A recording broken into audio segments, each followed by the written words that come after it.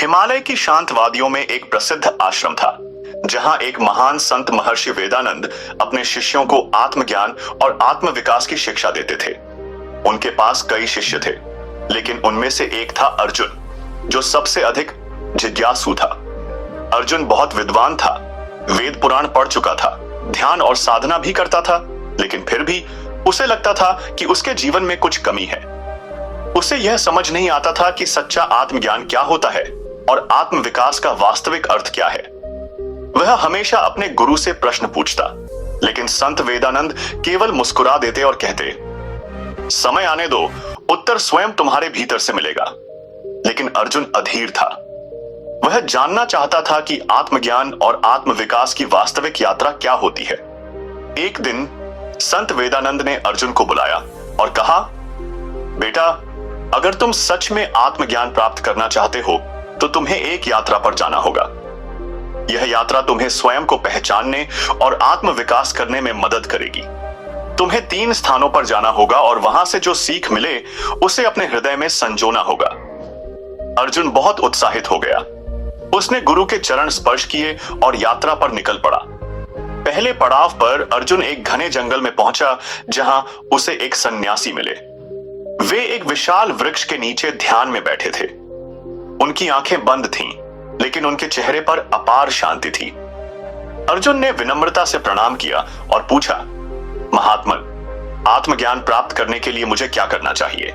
सन्यासी ने आंखें खोली और मुस्कुराकर कहा, बेटा, आत्मज्ञान के लिए सबसे पहले मन को शांत करना सीखो। अगर तुम्हारा मन अशांत रहेगा तो तुम्हें कभी सच्चा ज्ञान नहीं मिलेगा।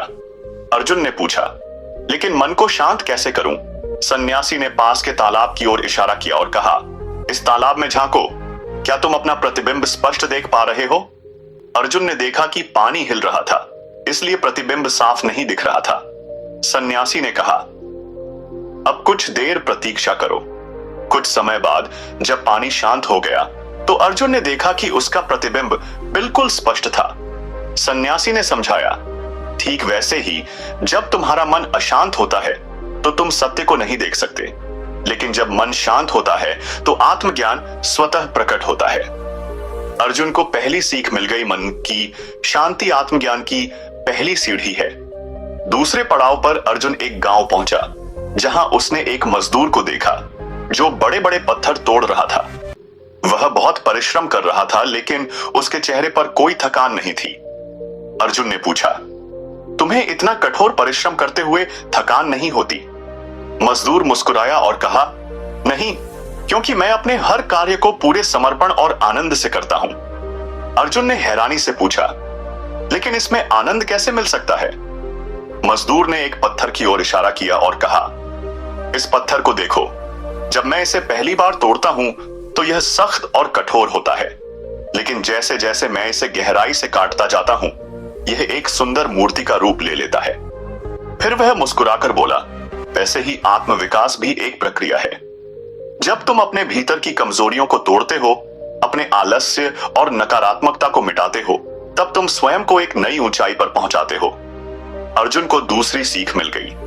आत्म विकास निरंतर परिश्रम और समर्पण की प्रक्रिया है। तीसरे पड़ाव पर अर्जुन एक ऊंचे पहाड़ की चोटी पर पहुंचा, जहां एक वृद्ध साधु रहते थे। वे वर्षों से वहीं ध्यान कर रहे थे। अर्जुन ने पूछा, महात्मन, मैं आत्मज्ञान की खोज में हूं, क्या आप मुझे अंतिम मार्गदर्शन दे सकते हैं? साधु ने मुस्कुराते हुए कहा, बेटा, तुम्हें क्या लगता है, आत्मज्ञान बाहर से मिलेगा? अर्जुन सोच में पड़ गया। साधु ने कहा, बाहर की दुनिया केवल एक आईना है, सच्चा आत्मज्ञान तुम्हारे भीतर है। जब तुम स्वयं को पूरी तरह पहचान लोगे, अपने भीतर की शक्तियों और कमजोरियों को स्वीकार कर लोगे, तभी तुम्हें आत्मज्ञान मिलेगा। फिर उन्होंने एक गहरे कुएं की ओर इशारा किया और कहा, इसमें झांको और बताओ कि तुम्हें क्या दिखता है। अर्जुन ने झांक कर देखा और बोला, मुझे अपना ही प्रतिबिंब दिख रहा है। साधु ने कहा, यही सत्य है। आत्मज्ञान का अर्थ है स्वयं को पहचानना। जब तुम स्वयं को पूरी तरह जान लेते हो तो जीवन का हर उत्तर तुम्हारे भीतर ही मिल जाता है। अर्जुन को तीसरी और सबसे महत्वपूर्ण सीख मिल गई। सच्चा आत्मज्ञान स्वयं को पहचानने में है। तीनों पड़ावों से अर्जुन को अमूल्य शिक्षा मिल चुकी थी। वह आश्रम वापस लौटा और संत वेदानंद के चरणों में गिर गया। उसने कहा, गुरुदेव, अब मैं समझ गया कि आत्मज्ञान बाहर नहीं बल्कि भीतर की यात्रा है। मन की शांति, निरंतर परिश्रम और स्वयं को पहचानना, यही आत्मविकास का मार्ग है। संत वेदानंद मुस्कुराए और बोले, बिल्कुल सही बेटा, अब तुम सच्चे आत्मज्ञान की ओर बढ़ चुके हो। यह यात्रा कभी समाप्त नहीं हो, लेकिन अब तुम सही दिशा में हो। धन्यवाद।